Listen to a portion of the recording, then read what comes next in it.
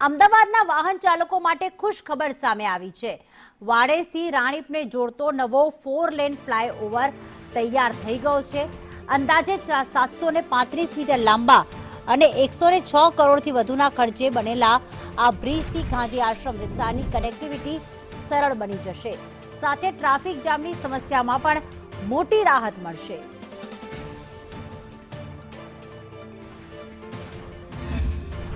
અમદાવાદ શહેરમાં ટ્રાફિક ઘટાડવા માટે નવા ફ્લાયઓવર બ્રિજની કામગીરી કરવામાં આવી રહી હતી, જ્યારે વાડજથી રાણીપ જવાનો ફ્લાયઓવર બ્રિજ છે જેની કામગીરી છે જે પૂર્ણ થવાના આરે જોવા મળી રહી છે। અમદાવાદ શહેરમાં સતત વ્યસ્ત ગણાતા આશ્રમ રોડથી વાડજ સર્કલ તરફ રાણીપ જંકશન તરફ જવાના ફ્લાયઓવરના કારણે નિર્માણ પામી ગયો છે અને તેના કારણે અહીંયાથી આશ્રમ રોડ તરફ જવું, રાણીપ જવું અને વાડજ જવું સરળ બનશે। 3 જેટલા ટ્રાફિક સિગ્નલોમાં ઉભા રહેવાથી રાહત મળશે। જો કે હાલ આ કામગીરી છે તે પૂર્ણ થવાના આરે છે।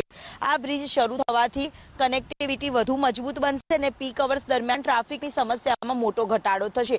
હાલ આ કામગીરી છે જે પૂર્ણ થવાના આરે નજરે પડી રહી છે, એટલે કે શહેરીજનોને ટ્રાફિકથી તો રાહત મળશે અને વધુ એક નવા ફ્લાયઓવર બ્રિજની ભેટ પણ મળવાની છે આગામી દિવસમાં।